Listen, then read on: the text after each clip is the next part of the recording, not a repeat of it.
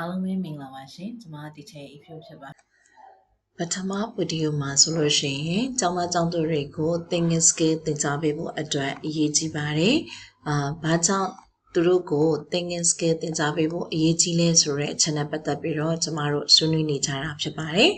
အခုလည်းပဲအဲ့တော့ကလေးငယ်တွေကို thinking skill သင်ကြားပေးဖို့အတွက်အရေးကြီးတယ်ဘာကြောင့်လဲဆိုလို့ရှိရင် thinking skill ရှိတဲ့သူတွေကဒါလည်းမိမိတို့ရဲ့နေ့စဉ်တွေ့ကြုံနေရတဲ့အတွေ့အကြုံတွေပေါ်မှာမိမိတို့ရင်ဆိုင်ဖြေရှင်းရမယ့်အချက်လက်တွေရဲ့အပေါ်မှာကောင်းစွာဖြေရှင်းနိုင်တဲ့ problem solving ability တွေကို thinking skill ကမြင့်တင်ပေးနိုင်လို့ဆိုတာကိုပထမဗီဒီယိုမှာဆွေးနွေးခဲ့ပြီးဖြစ်ပါတယ်ဒုတိယတစ်ချက်အနေနဲ့ကတော့ကလေးငယ်တွေမှာပဲဖြစ်ဖြစ်လူတွေမှာပဲဖြစ်ဖြစ် thinking skill ရှိပြီဆိုရင်ရှိတဲ့သူတွေဟာ independent and lifelong learning လို့ခေါ်တဲ့ခြားသည့်ပုံတွေပေါ်မှာမိခိုခြင်းမရှိဘဲမိမိကိုယ်တိုင်လက်လက်စွာသင်ယူနိုင်စွမ်းရှိခြင်းနဲ့အတူဘဝတသက်တာသင်ယူလိုတဲ့အလေးအလတ်အထားတွေကိုပါမြင့်တင်ပေးနိုင်တာဖြစ်တဲ့အတွက်ကြောင့်ဖြစ်ပါတယ်အဲ့တော့thinking skill ရှိတဲ့ကျောင်းသားကျောင်းသူတွေပါဆိုလို့ရှိရင်သူတို့တွေဟာ independent learner လို့ခေါ်တဲ့မိမိသင်လို့တဲ့အကြောင်းအရာတွေရဲ့အပေါ်မှာကောင်းစွာသင်ယူတတ်ခြင်းမိမိကိုယ်ကိုထိန်းသိမ်းနိုင်ခြင်းစတဲ့ကိုလိုချင်တဲ့ကိုဟာသင်ယူမှုဟာဘယ်လိုလှုပ်ဆောင်မယ်ဆိုလို့ရှိရင်ကိုအတွက်အမြင့်မားဆုံးသင်ယူမှုကိုလှုပ်ဆောင်နိုင်မလဲဆိုတာကိုသိခြင်းစတဲ့အခြားသူတွေပေါ်မှာမိခိုခြင်းမရှိဘဲနဲ့ကိုသိလိုတဲ့အကြောင်းအရာတွေကိုလွတ်လပ်စွာကောင်းမွန်စွာသင်ယူနိုင်စွမ်းရှိတဲ့သူတွေဖြစ်လာမှာဖြစ်ပါတယ်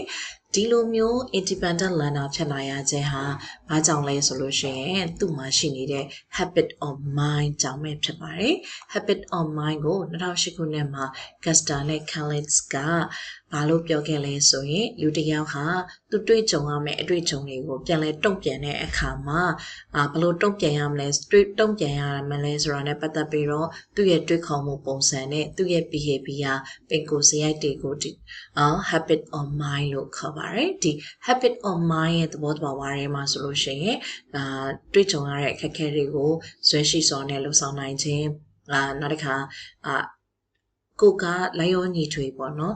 flexible ဖြစ်အောင်လို့လှုပ်ဆောင်နိုင်ခြင်းကိုယ့်ရဲ့အတွေ့အကြုံတွေပေါ်မှာပြန်လည်သုံးသပ်နိုင်တဲ့တွေးခေါ်မှုရှိခြင်းနဲ့အတူ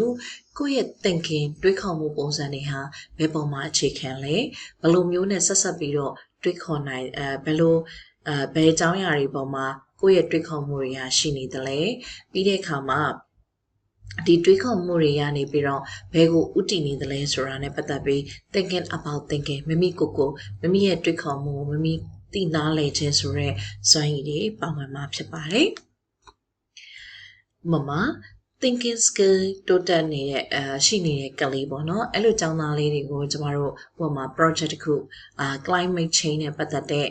ခေါင်းစဉ်တစ်ခုနဲ့ project လုပ်ဖို့ပေးလိုက်တယ်ဆိုပါစို့ဟိုမှာ recycle ပြန်လည်သုံးစွဲခြင်းက climate change ဖြစ်မှုရာသီဥတုပြောင်းလဲမှုပေါ်မှာဘယ်လောက်အထိရှော့ချနိုင်လဲဆိုတဲ့ခေါင်းစဉ်နဲ့ပေးလိုက်မယ်ဆိုပါစို့ဒီ thinking skill ရှိရဲ့ကျောင်းသားဟာပထမဆုံးသူဒီ project ကိုဆောင်ရွက်ဖို့အတွက်သူဘာစဉ်းစားရလဲဆိုရင်ဒီ recycle ဆိုတာဘာတွေလဲ recycle လုပ်ခြင်းကပြုံးတိမှုတွေကိုဘယ်လောက်ထိရှော့ချပေးနိုင်တယ်လဲ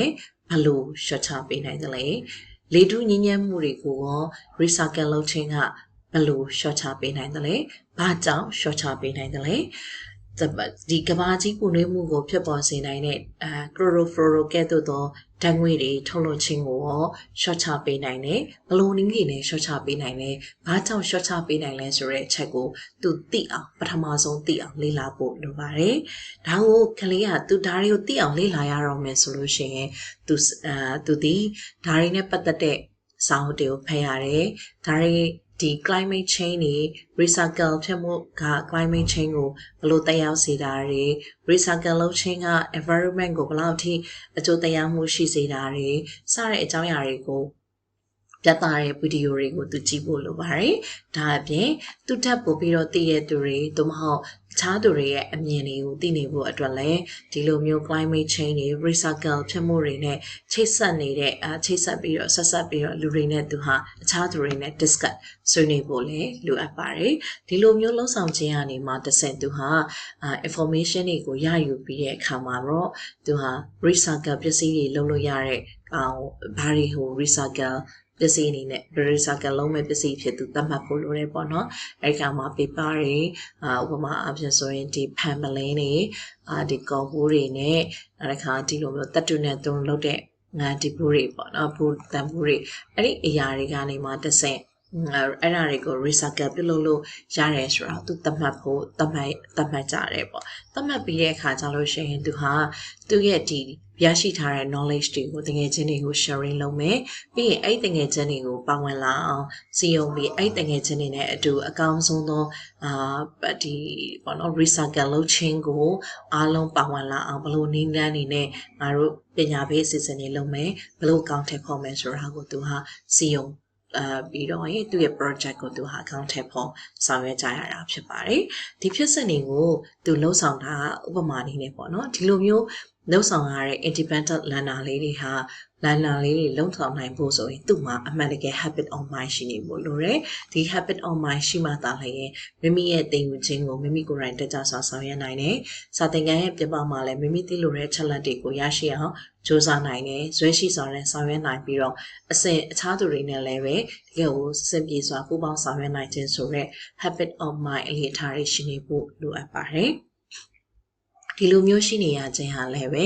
သူဟာဘယ်လိုလှုပ်ဆောင်ရရင်ကိုယ့်အတွက်အကောင်းဆုံးနည်းလမ်းတွေဖြစ်နေမလဲဆိုတော့သူ့မှာတွေးခေါ်နိုင်တဲ့ thinking ရှိနေခြင်းများမှဖြစ်ပါတယ်ဒီလိုမျိုး thinking တွေရှိနေကြတဲ့ independent learner လေးတွေဟာ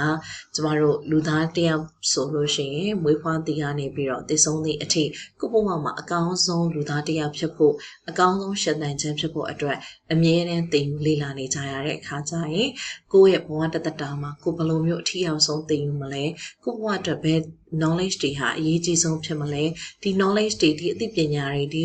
wisdom တွေရလာအောင်ငါဘယ်လိုမျိုးသင်ယူရမလဲဆိုပြီးတော့ကောင်းစွာလေ့လာသင်ယူနိုင်တဲ့ lifelong learner လေးတွေ lifelong learner တွေဖြစ်လာမှာဖြစ်ပါတယ်။ဒါကြောင့်မို့လို့ thinking skill တိုးတက်အောင်လုပ်ဆောင်ခြင်းဟာကလေးတွေကို thinking skill ရအောင်သင်ကြားပေးခြင်းဖြင့်အဲ့ဒီကျောင်းသားလေးတွေဟာ